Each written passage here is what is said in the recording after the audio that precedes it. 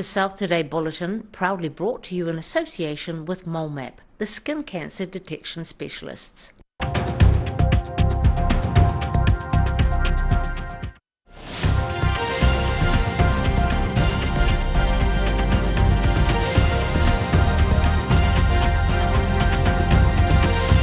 Tonight on the South Today, the aftermath of last week's floods continues in Queenstown, damage to a cemetery leaving families devastated.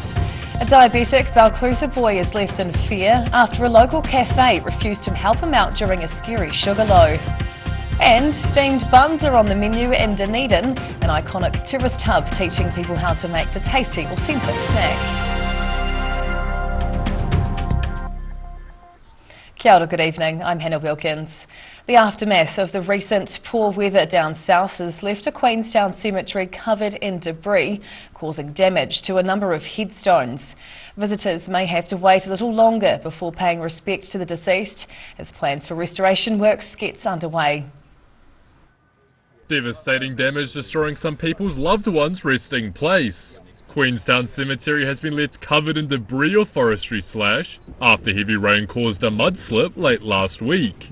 The resort town received a month's worth of rain in a day, causing large logs and mud to come tumbling down the skyline corridor, which resulted in over 100 people being evacuated from their Brecken Street homes. Local council says around a third of the historic cemetery was affected by the slash, leaving many families in distress. You know, it's pretty confronting, so you can understand the anxiety, the noise that is coming out of our community around this incident. Those are our people in there. The Park Reserve Department believes there's been no serious damage done underground to the grave sites. But even though there's only surface damage, Councillor Matt Wong says it could take several months for the cemetery to reopen due to the complexity of the damage. Restoration work would have to be done before visitors were allowed back, making sure that headstones and graves were returned to their original state. A creek that's now feeding into the cemetery, so they've got to divert that water to Brecken Street. Then after that, once it's dried out a little bit, we've got to start removing some of those larger logs and make it a lot more safe and secure. And then it's a matter of sifting through some of this debris. He says the next steps are to secure the earthworks around the site to prevent a repeat with the forecasted wet weather over the weekend. Naitahu plans to bless the cemetery, paying respects to the sites that were affected by the flood damage. In Queenstown, the South Today. Construction works on a Dunedin velodrome got underway today, following heavy demand from locals to improve the cycling facility. Excavators were busy putting up the fencing beside the Seddon Park velodrome in Mosgiel on Thursday as a new pump track starts to take shape. It's part of a Dunedin City Council project costing over $700,000, which also includes renovating the existing BMX track, hoping to form a bike hub in the area. This is the first permanent pump track to be installed in the city and will be used by people of all ages and skill levels. Both tracks should be ready by the end of December, just in time for the summer holidays. A Balclutha boy was left in tears earlier this week, fearing for his health after a local cafe refused to give him a spoonful of sugar. Jacob Merritt has type 1 diabetes, and when he hits a low, glucose is his only medicine. He may look like your typical southern kid, but for this Balclutha preteen, sugar is his lifeline. Jacob Merritt has type 1 diabetes, and while he was biking to the local swimming pool with his friends on Monday, he suddenly felt his blood sugar levels drop. The 10-year-old went into a local cafe to ask for some sugar to save his plummeting glucose levels, but to his surprise, he was refused. I had a low and I went into a shop to have some sugar and they said no. Jacob says he was scared and started crying after the ordeal, since he was told in hospital that any store would help when he hits a low. But luckily, staff from the Balclutha Foursquare assisted the frightened child by giving him a lollipop. I'm very proud of him for how he acted and responded to his sugar lows when his sugar levels dropped. The cafe has since apologised for the incident, with Jacob wanting people to be more aware that a spoonful of sugar can sometimes be just what the doctor ordered. In Balclutha, the South Today. A popular tourist attraction in North Canterbury is finally giving its brand new hydroslides names after more than 1,000 votes were submitted by the public. Hanma Springs' new state-of-the-art slides will be called the YO Winder and the Violet Vortex, after receiving more than twice as many votes than any of the other 6 finalists. Both slides will feature vibrant LED lighting and experimental visual projections, the first of its kind in the country. People who suggested the winning names won a free family pass, giving them exclusive access to the hydro slides for the opening weekend. Construction work at the Hanma Springs thermal pools and spas is nearly complete, with the new slides set to officially open to the public in mid-October.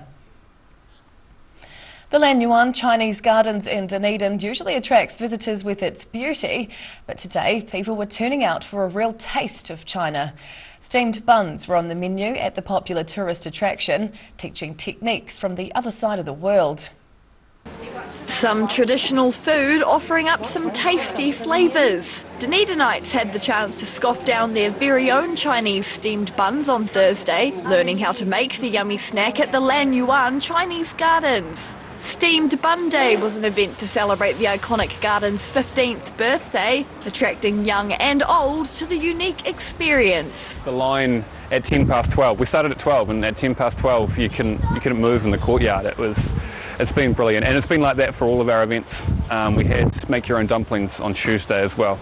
Staff from the local Golden Harvest restaurant were on hand to share their knowledge of the cuisine. Chinese culture in Otago spans back to the 19th century gold rush, with Yuan in Dunedin being a replica of the Yu Garden in Shanghai. But this garden stands as a really good reminder of what they actually did here, and how we're trying to repair that relationship these days. Organiser Chris Watts says he was amazed at the turnout for Steamed Bun Day, with celebrations for the Chinese Moon Festival and China National Day continuing until Sunday. In Dunedin, the South Today. FI Yakane still to come on the South Today. Some standout All Blacks players prepare to pull on the iconic jerseys once again after injury, and a retired Orion settles into its new Christchurch home.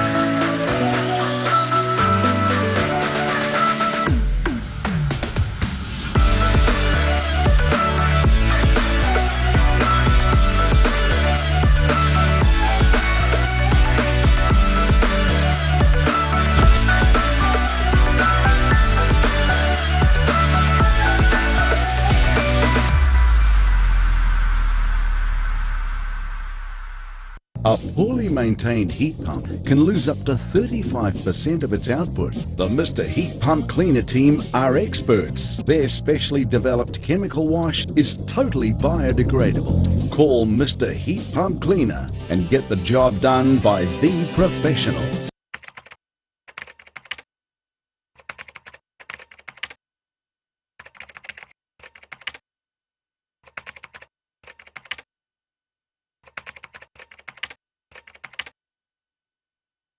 This is the real deal. Everything's reduced. Must go sale on now. There's 30% off lounge, dining and occasional furniture. John's taken 40% off beds and bedroom. And over 1,000 items are at half price. Plus pad off over 18 months interest free. Must go sale on now. Strictly limited time, only at John's Furniture Warehouse, Stafford Street.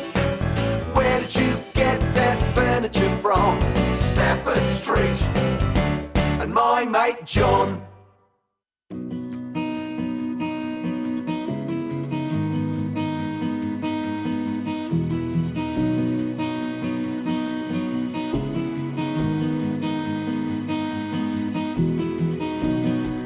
Here at Age Concern Otago, we offer a range of services to support Otago seniors to age well with dignity and independence. We provide social work support, visiting service, health promotion and social activities. Check out what we have on offer at ageconcernotago.com. Aero, used by Australia's top bowlers with their unique Z-scoop grip that redefines the game. Machined with robotics for unparalleled accuracy, Aero, same line, every time. If you're at risk of developing melanoma skin cancer, you owe it to yourself to have a mole map. Mole map is coming to your area. Phone today to make an appointment. It could save your life.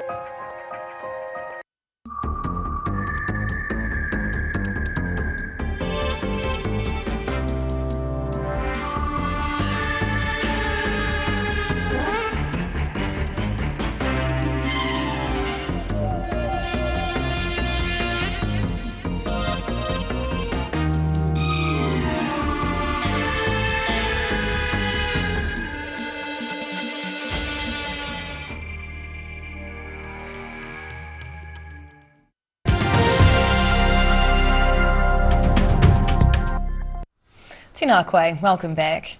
A number of injured standout All Blacks players are finally match fit again, just in time for the must-win Rugby World Cup pool match in France.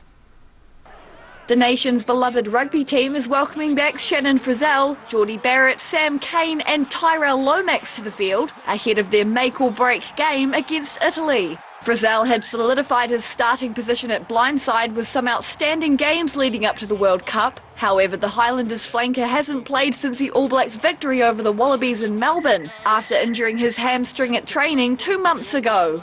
It's also the first game of a two-match ban for Southlander Ether de Groot, following a red card for an illegal tackle against Namibia earlier this month. Crusaders prop Tamaiti Williams is making his World Cup debut, starting on the bench for the upcoming game, with Ofa Tuangafasi set to replace de Groot in the #1 jersey. The All Blacks will be taking on Italy and Lyon on Saturday morning, fighting for their spot in the quarter-finals. From France, the South Today.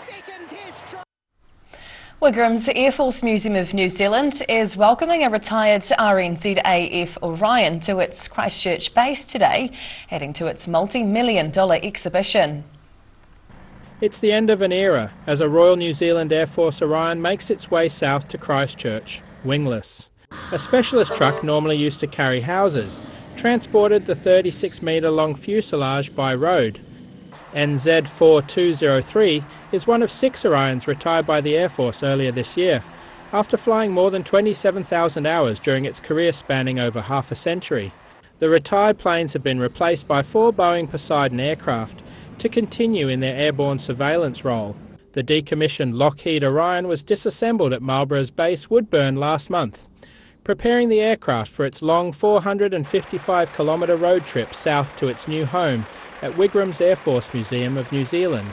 The Air Force Museum plans to build a new $20 million exhibition hangar to house the retired national icon, which is the largest aircraft in their collection.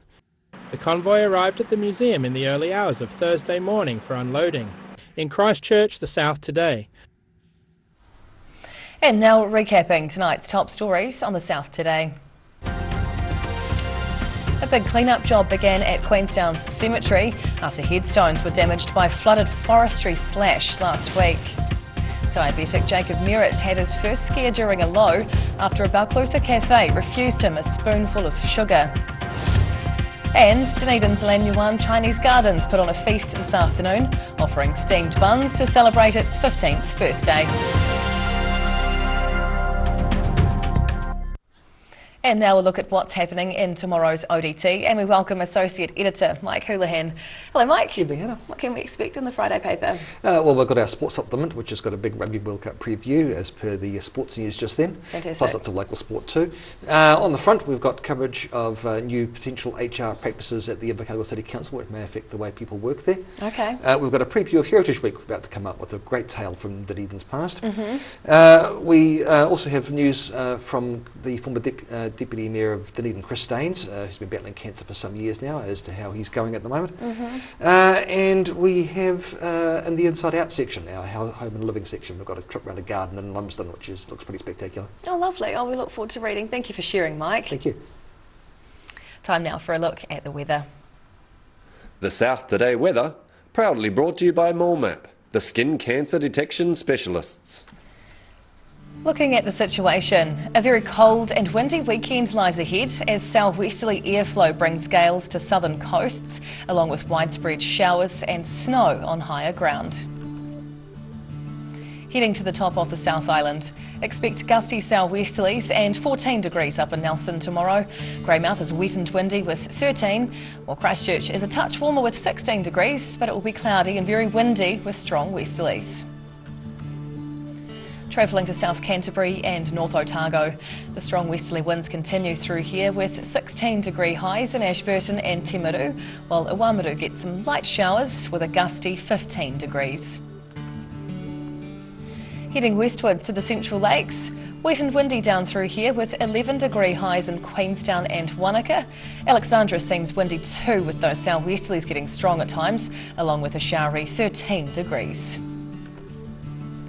Heading further south, a cold, wet and windy day through here with strong southwesterlies, up to 9 degrees in Gore, Balclutha and the Catlins tomorrow. Across to Invercargill, showers with strong winds tonight and down to 7. There's more showers on the way tomorrow and Saturday with cold, strong southwesterlies and some hail at times with cool highs of 8 or 9 degrees. And finally, heading to Dunedin, westerlies about tonight as it drops to 8 degrees. Friday's looking overcast with morning rain and changing winds with a showery afternoon and a high of 15. Then Saturday brings some more showers before a windy and cold afternoon, up to 9 at its warmest. And that's the news this Thursday. For the latest news and videos from the southern region, head online to odt.co.nz. You can follow Channel 39 on YouTube to catch our news bulletins on demand.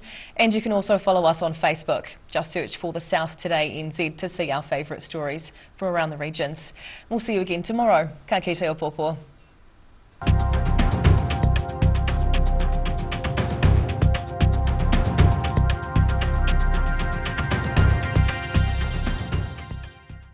Public interest journalism funded through New Zealand On Air.